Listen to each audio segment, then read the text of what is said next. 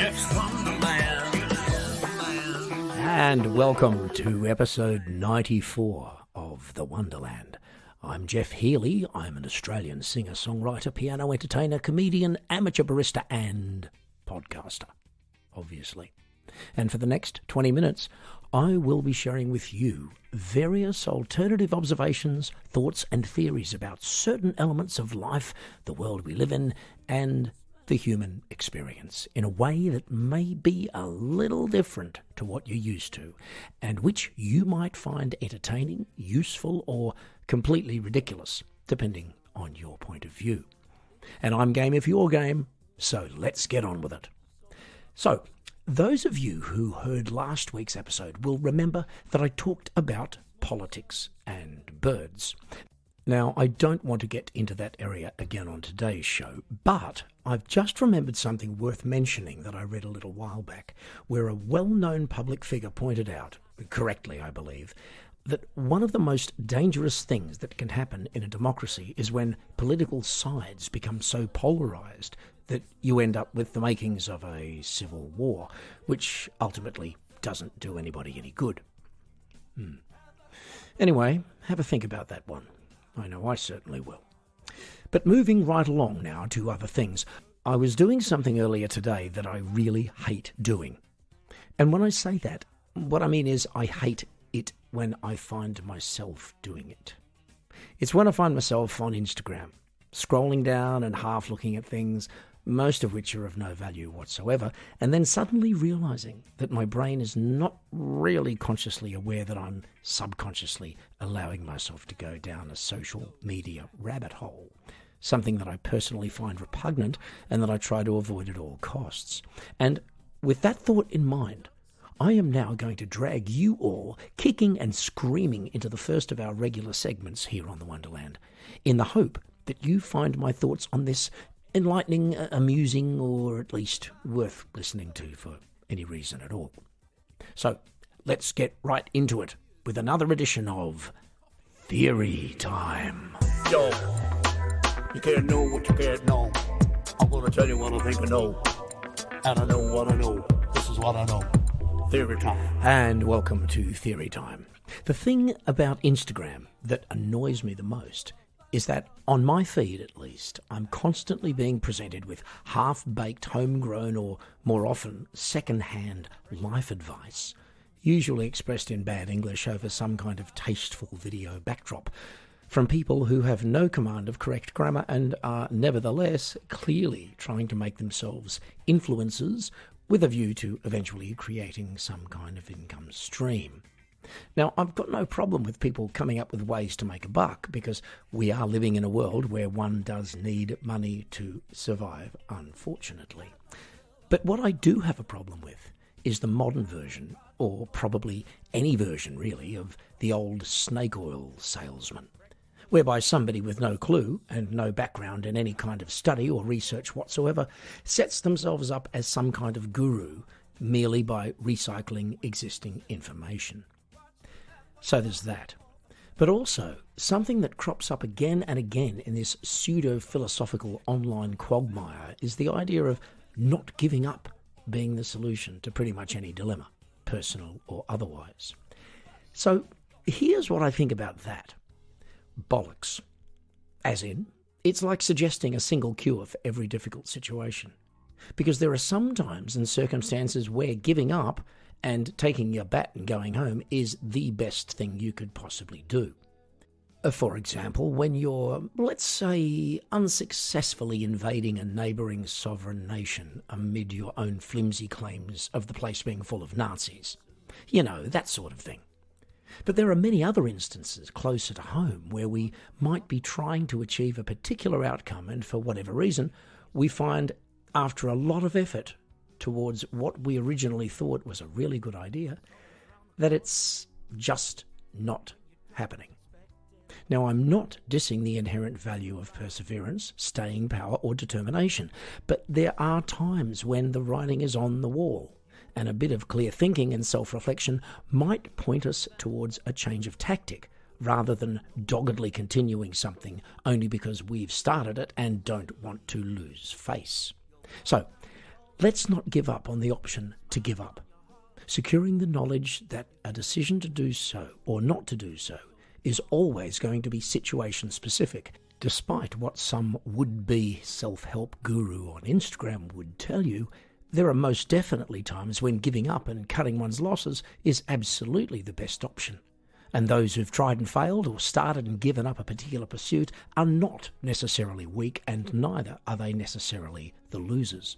Both choices are equally challenging, and in my opinion, the real trick is being honest enough with ourselves to know when to do which. This is what I know.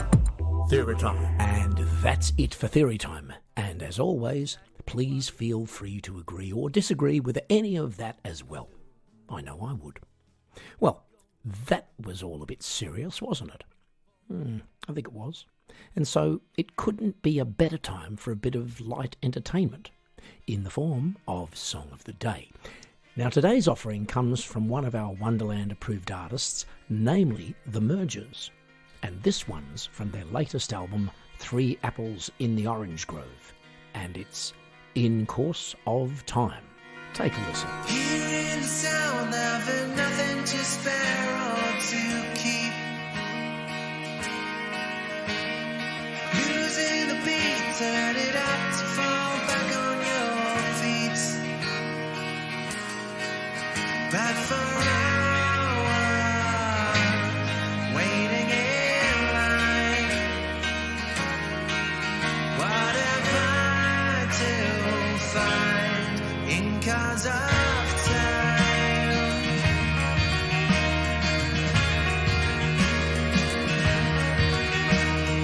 Looking around, but there's nothing I can keep in mind. Closing my eyes while I'm aiming for something to find. But for hours, waiting in line. What have I to find in cause of time?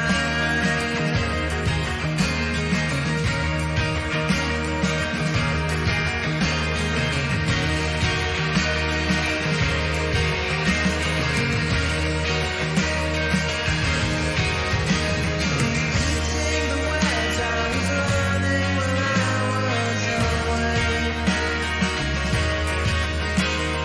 Many of these could be hard, but it's all I can say. But for hours, waiting in line. There's no black and white in cause of time.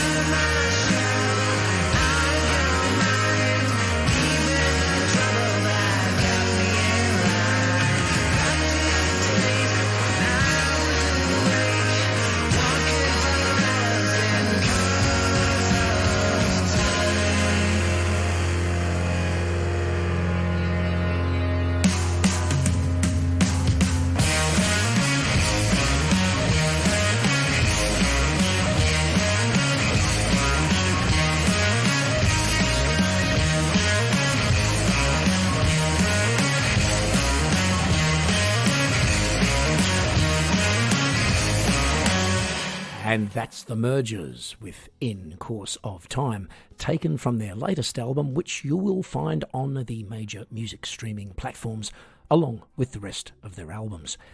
Now, they do say that variety is the spice of life, and we here at the Wonderland would like to get spicy right now with our next segment, which needs no introduction other than to say it's time for some Good times with Big Geoff.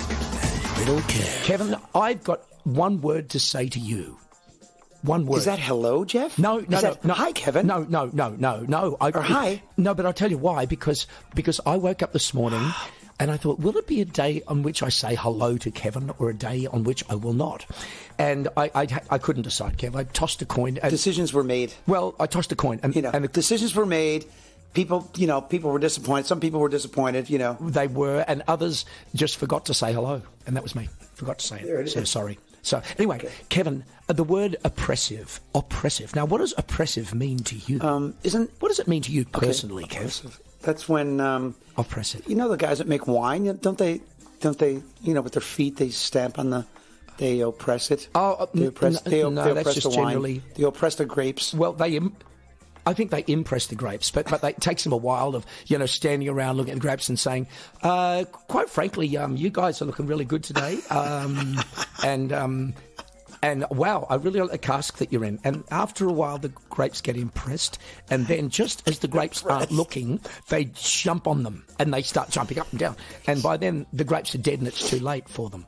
That's what that means. Anyway, That will make me, think of wine differently every time, with every sip. Jeff. as it should. Now, okay, so here's the thing, Kev. In all seriousness, heat is often referred to as oppressive, but never cold. Cold is never referred to oppressive. Why is that? Right, that's my question. I mean, can't people be oppressed by cold as well? Kevin, give me some answers, man. I need answers. Well, I think the idea. Okay, here's the thing. Well, I was going to say that heat feels heavier, but it's not. Heat actually always rises, but there's some oppressive nature for when it's really hot out. Yeah, it's like weird, it's like beating down on you. It's like like you can. It feels like you're being beaten down upon with the heat. Whereas cold, it feels like you just want to go inward. So it feels like everything's extremely light and things are being sucked away out from of you, Yeah, like your life itself. I've got to say, that's a very, very good explanation, Kevin. And I'm serious when I say this. It's almost too good, and I think I'm going to have to fire you from the show because you're making far too much sense, and I don't like that. It's nice to have the power, isn't it, Geoff? Yeah, well, I wouldn't know because I've gotten used to it. I mean, I've already said. Sorry. Yeah, that's right. I've already said this. I feel like I'm in tenterhooks. At the end of every season, the beginning of the next. Is he going to call me? Or, You just said is Geoff going to call? Kevin, you just said tenterhooks again. You just said it again. You said I know. tenterhooks. Okay, fair enough. I'll let it go this time. But is it tenterhooks? What is it again? What did we say? It is actually tenterhooks. That's really what it is. Tenterhooks. Tenter. What does that mean? It means 10 ters of hooks. A ter is a group of hooks, and you've got 10 of them. Are you serious? No, not at all. I'm kidding. Okay, that's all right then. I just feel heard a that better. strange noise off your microphone, but that's fine. No, tenterhooks is actually the word. If you're on tenterhooks, it means you're kind of in. You're kind of. Ooh, I'm waiting. I'm in. You know what I mean. So whatever that is, Geoff, that's what I am That's at the what end you of are. every season. Yeah, I'm glad we talked about that again. But anyway, Yeah, again. But Kev, thank you for saying that. However, there were people a few months back in countries which shall not be named. Let's name them. Ukraine, who were being oppressed not only by a troll in the Kremlin, whose name isn't even worth mentioning, but by the cold of that season. And I would posit the notion that they were being oppressed not only by Dickface, but by the cold. That's what I would posit the notion of, Kevin. You know what? That's a very good one. You know what? Of course they're being oppressed. Yeah, it's they a are. very depressing subject, but it's depressing. you are right. They but are I'm being oppressed by him and by it, i.e. the weather, and Yes. he knows that very, very well. But folks, I don't get political on the podcast very often. I don't, but in his case, I'm making an exception. Yeah. There you go. Yeah. There you have it. Indeed. That's how I feel about He's that. a standout. He is a standout. He's a standout. Yeah, and not a good Yeah. one. Okay, moving right along, Kevin. So what other words, like oppressive, are there that refer to certain things that could refer to other things? Or am I being a bit too general? Let There me must see. be more. Conjunctive. Conjunctive Yeah. is a good one. I like conjunctive. Like conjunctive. Do you know what that means? It's like when you've got something in your eye and you get a disease Exactly. from it, and then it's an itis. Exactly. And if it becomes an itis, Conjunctivitis. as in Correct. a conjunctive item of itis. Itis? Yeah, but here's the thing, though, Geoff. Nobody uses conjunctive on its own. No, that's They true. don't. They don't. They just avoid it. That's because you've got to have two things to conjunct, I guess. Conjunct. Because Maybe. it's got a con. There's a con element. You're being conned. Yeah, into conjunct. So there's conjecture. yeah. What conjecture? There's Well, conjecture as well. That's another weird one. But think about conjunct. It's got junk in it. So you've been conned into junk of some kind. And then you've got I hope that your audience has not been conned into this junk. Oh, without a doubt. No. There it is. I think you know what I mean? I think they've all left. Good times with Big Geoff. Little Kev. And that's it for Good Times for this episode. And I would just like to point out that, unlike the reputation of this podcast, no animals were harmed in the making of today's segment. Although Little Kev did consume about half a kilo of grapes while we were recording, which could reasonably come under the heading of cruelty to fruit, I suppose. Anyway, that brings me to the subject of transportation. Yes, you heard me. Transportation. Where things are right now and how things might or might not develop as we continue to hurtle through the 21st century like the starry-eyed, self-proclaimed visionaries and geniuses that we are. Now, I know we are still a long way behind the ball in terms of saving the planet and not choking everything and everybody to death with carbon emissions whilst continuing our apparent addiction to deforestation, melting ice caps, etc., etc. But there are a few promising signs, not the least of which is a growing aversion to supermarket plastic bags. More thoughtful disposal of garbage is good as well, in some countries anyway, and the proliferation of electric vehicles on our roads. Technology is a great help with a lot of this, of course, and that leads me to the subject of our final segment in today's show. The often imitated, but never equaled... Geoff's thought of the day. I was thinking about something. I think it was the thought of the day. I think it was the thought of the day. Welcome to the thought of the day. Ha, ha, ha, ha. I don't know why I did that, but there you go. So, let's start with the phenomenon of self-driving cars. Actually, it's not so much a phenomenon, but more of an interesting proposition, because this is one area of technology that you could say is already with us, but that we are increasingly deciding is also one that's never really going to see the light of day as an actual, doable, happening thing. Simply because we don't trust technology to that extent, and probably never will. Now, this technology, to a certain degree, is already built into a lot of more expensive cars, but even though it's there, it's not able to be legally fully activated for fear that some kind of misuse or malfunction or technological glitch may result in some kind of deadly outcome. A not unreasonable fear, I would say. So it must be a bitter pill to swallow for the developers and manufacturers of this technology to realise that their visions may never be fully realised or implemented simply because most of us don't believe that this technology can ever be fully trusted. And obviously it would have to be in order to make it a thing. And as for flying cars, are you freaking kidding me? Sure, these work fantastically well in sci-fi movies and TV shows, and again, I'm sure the technology exists for these things to actually be made flesh, but do we really want ground-level air traffic? I mean, can anyone even begin to imagine how difficult that would be to regulate and control? Okay, I will admit that I'm thinking in terms of today's cityscapes and road networks and so on, and not so much about the unknown and mystical possibilities of a future recreated by human ingenuity and ever-developing technology. But I reckon if you cryogenically froze me and then brought me back to life in 200 years, we'll still be getting around pretty much as we are today, albeit in much cleverer and sexier vehicles than we are now, but still pretty much on or at least close to the ground and with people driving them. Upon which I will be able to pop out of that freezer and say, well, I told you so, suckers.